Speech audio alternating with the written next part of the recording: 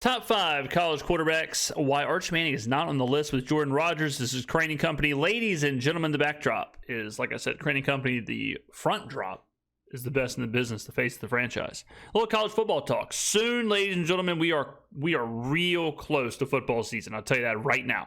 We're like 48 days away from the NFL, which means we're even closer to college football. Week 0 is almost here. I cannot wait. A crisp 8 a.m. college game day on Saturdays is almost upon us again. All right.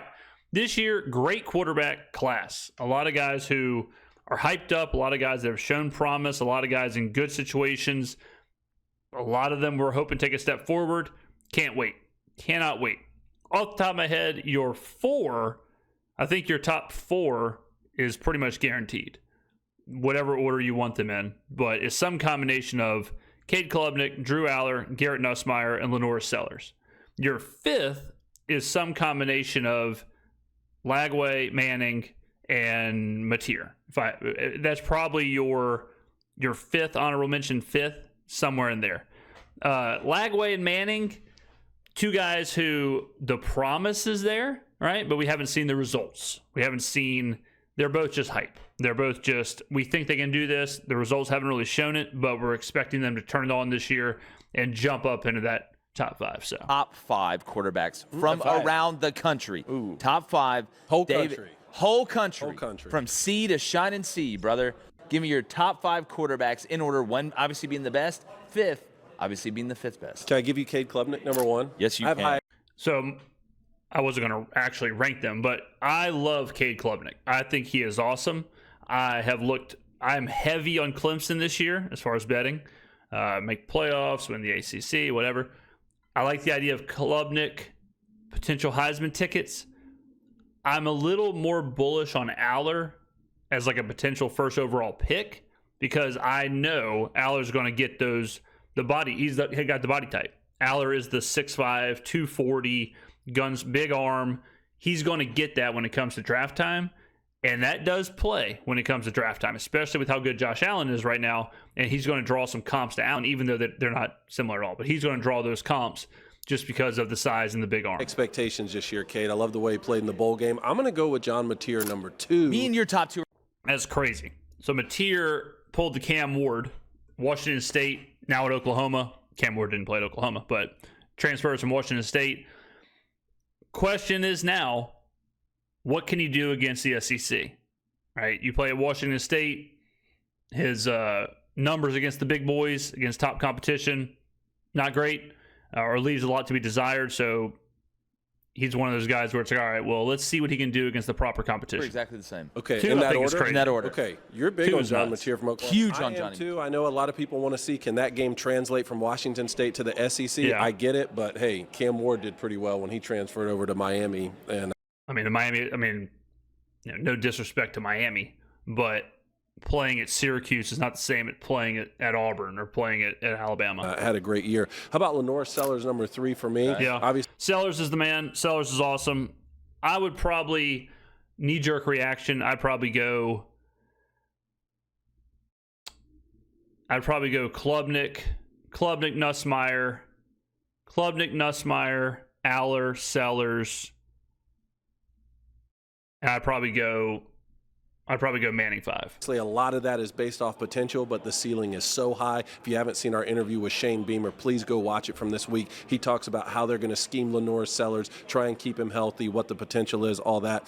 Garrett Nussmeier at LSU. I know some people around here have different opinions about Garrett Nussmeier.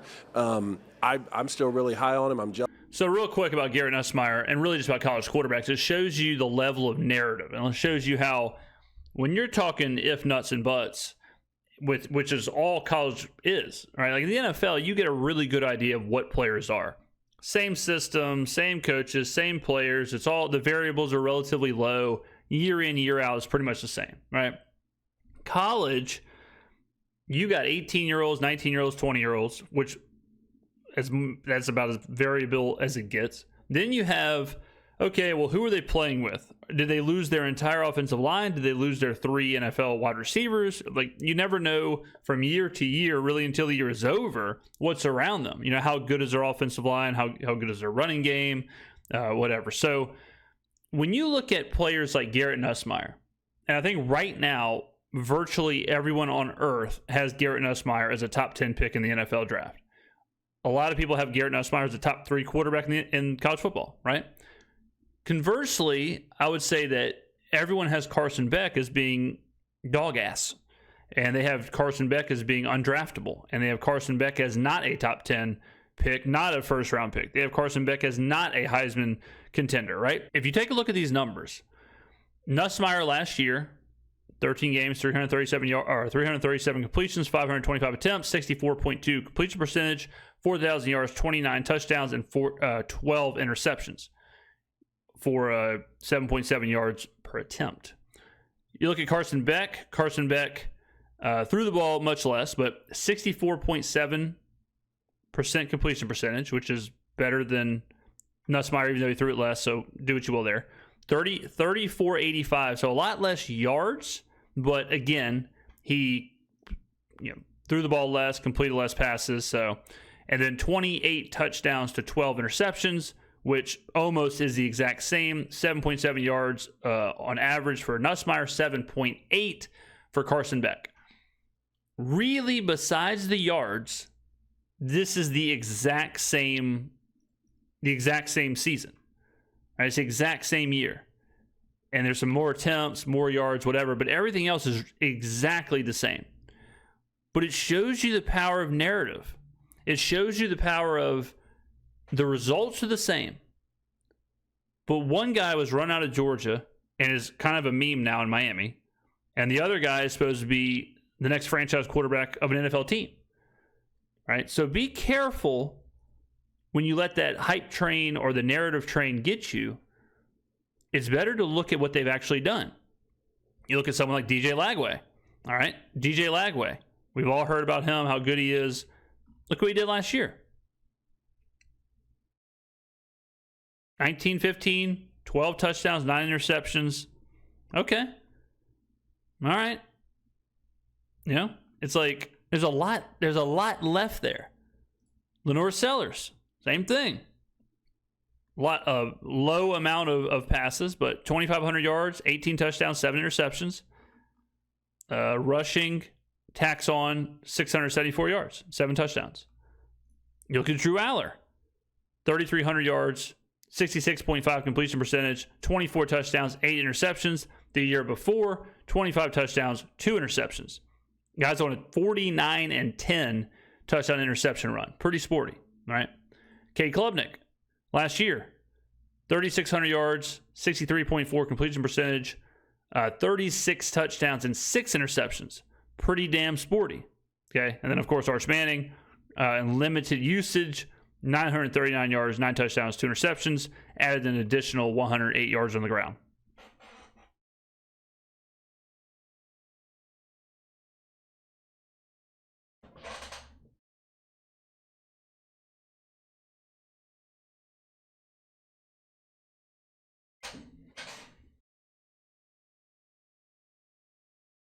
Jealous of the way he can throw the deep ball and the velocity with the arm strength with Garrett Nussmeier. I want to see was there growth in the offseason, or are we just getting a copy and paste version from last year? That's not going to be good enough for any of these guys. You have to grow. And then how about Sam Levit at number 5 from Arizona State? I mean, the kid can just do it all. I have high expectations. Yeah, Levit was sweet last year. Fun to watch. Arizona State, so fun to watch with their run into the playoffs. For him this year, even without Scatabo, but he's going to get his wide receiver Jordan Tyson back this year, right? So give me Sam Levit at 5. No, I almost have the exact same list as you. I have Nussmeier 3. I know you said you have Lenoris 3. Okay. I have Nussmeier 3, then Lenoris 4, and then 5 to me is really, really interesting. I understand Sam Levit.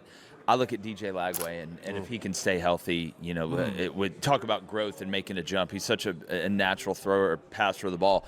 All right, Blaine. Yeah. What is give me your top 5 quarterbacks from around the country, and don't screw it up. I'm going to go Cade Klubnik. Okay, so we all have the man. Cade. We all have Cade. I think that's pretty self-explanatory. I didn't think there'd be a consensus on that. But Really? You didn't think so? Not necessarily. I mean, from who do you our think is closest to Cade? The other guys I listed? John Mateer. John Mateer. I think John Mateer's a great player. I want to see him do it in the SEC. Yeah. Mateer at 2, little early. Little early. I know we saw Cam Ward do it, but I still want to see it. But second for me would be Lenore Sellers. Okay. I think he Clemson, South Carolina 1 and 2. Yeah, How cool is that? I think he has his ceiling is just not there. Yeah, it doesn't exist. So 2 for me, then 3 I'd go Sam Levit. I think Sam 1 probably throws the best deep ball.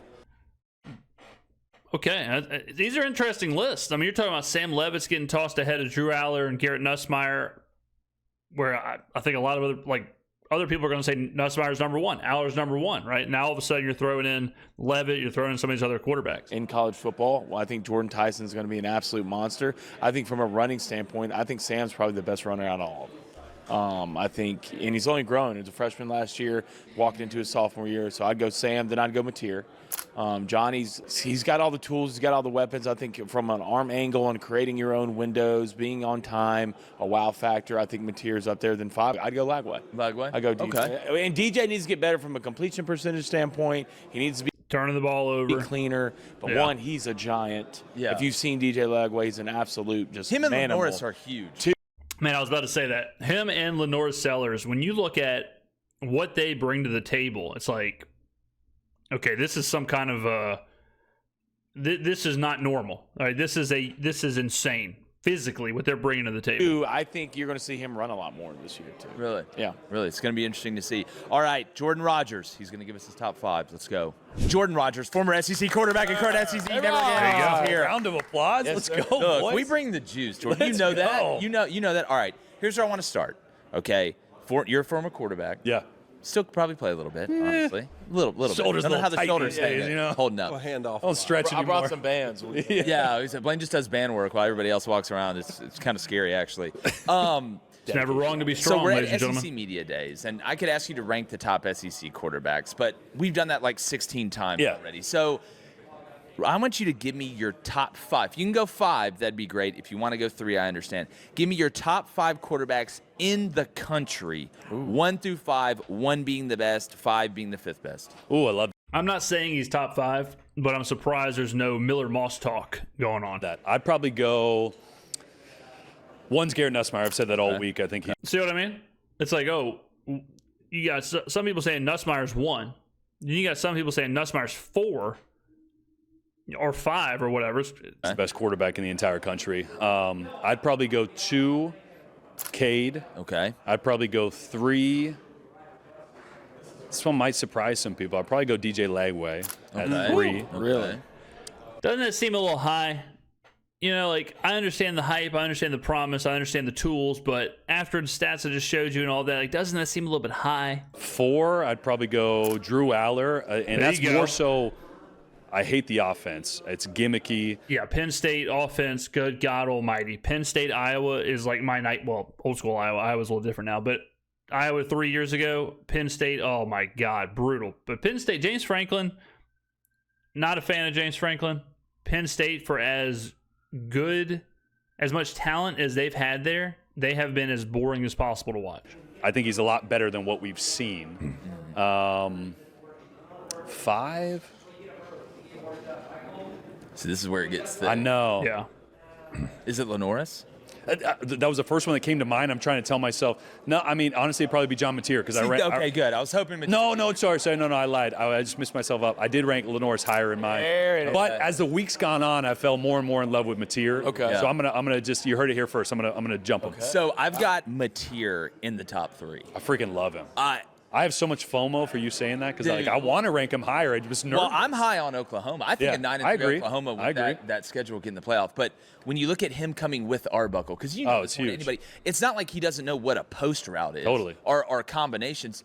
Typically, a new quarterback in a new place, it's the terminology he has to get used to. So he, went to Ireland. I could speak the language. I Yeah. knew where to go to the bathroom. You put me in South Korea, and I'm dead. Like Big problems. And you don't want to go in the wrong bathroom in South Korea, I'll tell you that much. within 45 minutes, probably. North Korea, probably 20 minutes. That but was the most fun I've had watching film all offseason. It was flipping on the Washington Going to State South film. Korea? Dude, he The can dude get is Washington State. Oh, buddy King. Oh my God! You know I what? was about to say, if the guy is sitting in South Korea watching film, respect. It gets thrown around way too cavalier these days, but just like having it factor, the dude drips with it factor. For sure. It is, dude, fadeaways off deep balls. Like he has swagger, which I guess is not a cool word to use anymore. Heavy I'm going to aura. still use it. There we go. Heavy There it aura. is. Y'all hear this, ladies and gentlemen? We got sirens. We got a hell breaking loose in downtown New Orleans. I mean, Jesus. Well, to me, he's like the gunslinger, but he's not crazy. Yes. Like he's a smart gunslinger. Like, and when you can do that and you can move around and you got Jaden Ott and that offensive line should be better, Cone. Which is what Nuss needs to be more of. Nuss needs to be a little smarter as a gunslinger. Agreed. But, dude, Mateer, he's throwing arm angles. He's submarine sometimes, throwing around He's guys. got the sauce. He's got it, dude. Got so the I love package. it. And for anyone got the worried aura. about going He's from aura Washington farming. State into this, just look at what Cam Ward was able to do. 100%. It translated pretty well. Totally. Stop living like a. Why do they keep saying Cam Ward? He went to Miami. I mean, what's going on here? Did I miss something? I want to talk about Arch Manning. I mean, there's so much hype through the roof. A lot of that is because of the last name Manning. A lot of that's because of what he was able to do as a recruit when he was in high school. Now, let me say this about Arch Manning, and you got to be careful, okay? Because the pendulum has swung, ladies and gentlemen. Now it's cool to dismiss Arch Manning. Now it's cool to not even mention him in the same breath as some of these other guys, right? Because now people are weary. It's like, everyone's talking about Arch Manning. You know, maybe we got to back it up a little bit here. Maybe we got two out ahead of our skis. What was too much was people saying blank NFL team should tank because Arch Manning is a generational number 1 overall pick prospect. That is where it was too far. Because just like the guys we mentioned in this video, saying that about DJ Lagway, Lenore Sellers, whoever, I mean, name your guy, it would sound ridiculous, right? Arch Manning has that last name. He's got that it factor to him.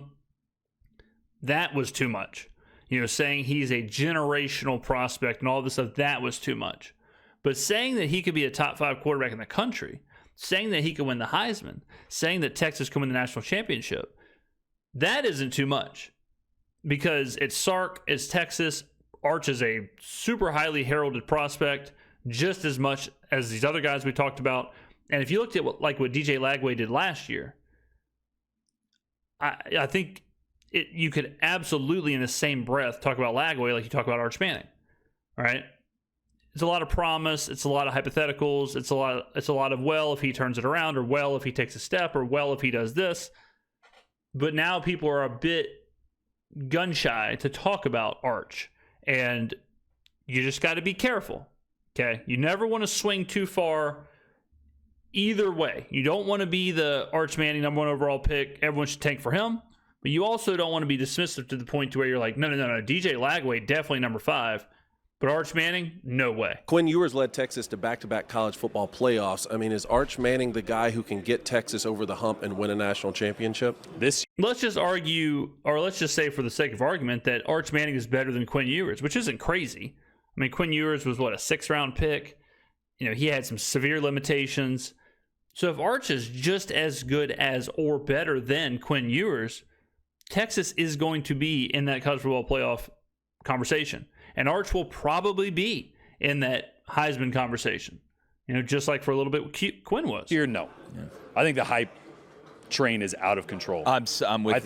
I think it's unwarranted, and I don't mean that to be this huge knock on Arch. I put Arch as 5th on my quarterback rankings. That was kind of a good spot. I honestly probably could have argued some guys that could have been over him in the SEC. In the SEC at 5. I think Arch, here's what I'll say positive. I think he has maybe the highest floor of anybody in the SEC. I think you know what you're going to get. I think he's got a clean pocket. He's able to step up, rip through reads. There's not many guys better at throwing on time, in rhythm, accurate when he's got a clean pocket. Yeah.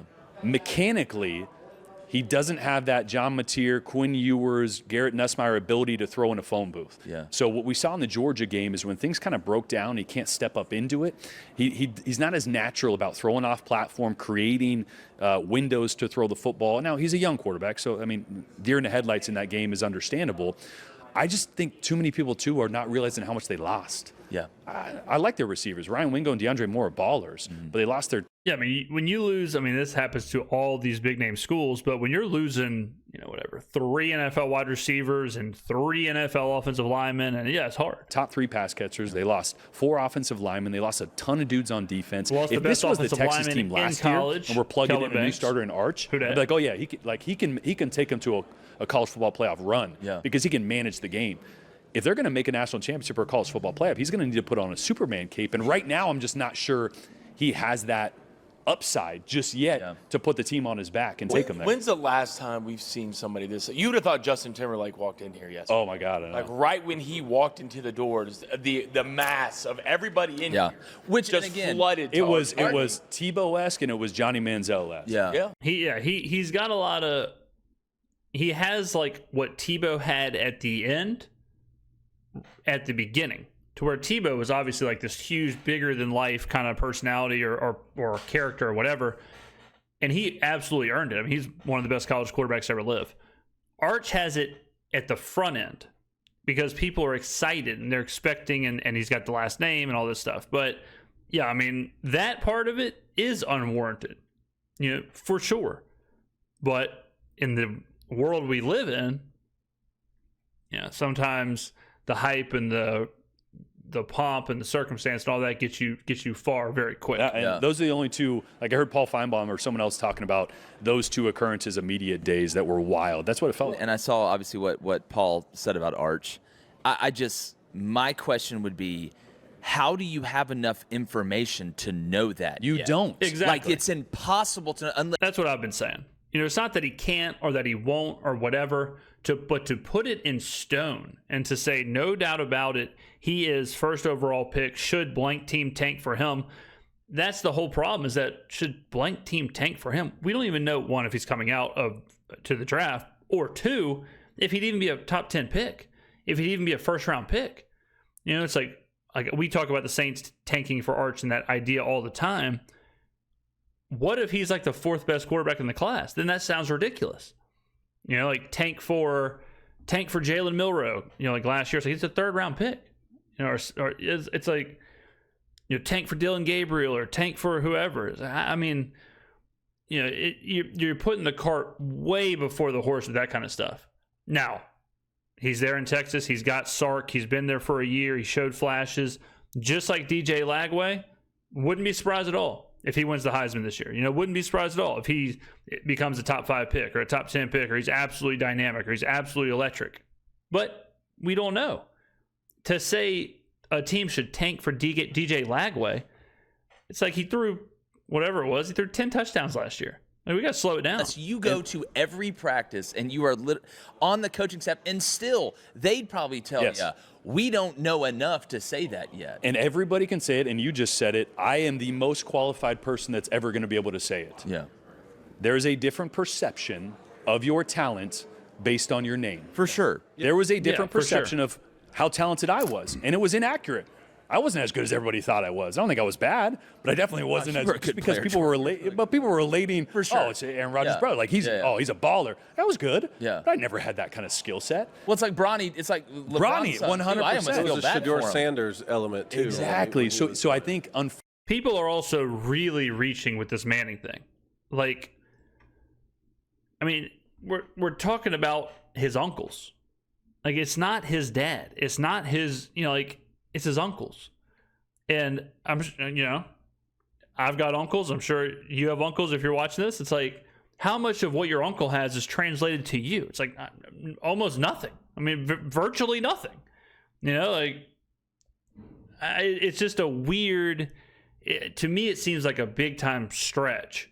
Just like it'd be a big stretch for the Colts to be like, man, we got to get Arch Manning in here to fulfill the prophecy. It's like, what prophecy? Peyton's nephew? That's, I mean, it's just kind of weird. Fortunately, that's a little bit of where the hype's coming from. Mm-hmm. And unfortunately, it's not going to give Arch the time to mature and develop early in this season. He's got to be good the quick. way I would have hoped. Is there any way Arch can live up to that? No. It's impossible. What? Like, you have to win. I mean, if he wins a national championship, yeah. If he wins the Natty, if he wins the Heisman, if he's that damn good, yeah. Just like Bryce Harper or these other guys. Like Bryce Harper was on the cover of Sports Illustrated at 16 years old, and then he turns up. He's MVP, and he's one of the best players in the bigs, and be a Hall of Famer, and it's like, okay, yeah, he lived up to it. Okay, that's what it takes. So yeah, if Arch leads Texas to a national championship, if he is in the Heisman conversation, if he is a first-round pick, he'll live up to it. National championship. No, he has to win Yeah. every to live up to these expectations. That's the whole point. He's got to win all of it. Pick. Yes. He's got to be all of it. He's got to be T. Yeah, but it's like the dominoes, where it's like if you do one, you probably do all of them. If Texas does win a national championship, it's probably because Arch is good enough to be the first overall pick, which means he probably does win the Heisman. Like if they go 10-2 in the regular season and for God forbid miss the college football playoff or just barely get in, it's going to be like and get bounced round one, it's going to be a disappointment. It's going to be a failure. But they knew all this as I don't think so. If he plays well, then I think it's like, okay, he comes back next year, he's even more heralded.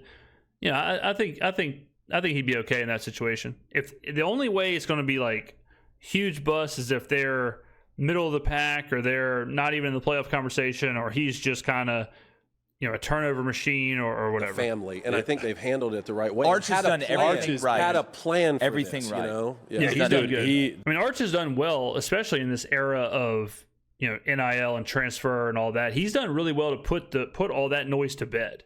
He's done a good job of saying, no, I want to be at Texas. I'm going to be at Texas. I'm here. I'm not going anywhere, because he could easily dangle that and be like, well, I'll go wherever, blah blah blah, and then see what he could definitely hardball this thing. The class and humility he's handled himself with, super impressive. Like he's and I love him. I do. I'm not gonna say he's gonna go win a Heisman or be one of my top quarterbacks just yet, which obviously in this day and age means I hate him. That's exactly right. Like you're the worst. Yeah. Like you're an Archman. No. So Sark went on Feinbaum yesterday, and I haven't seen this clip yet, but Laura Rutledge told me she was watching, and he said, some people are predicting Arch to win the Heisman. He's like talking about just the hype. He's like, and some people like Jordan Rodgers think he's hot garbage, and I was That's like, dude, come on. never said that. Like, dude, don't Kirby smart me. I know Sark.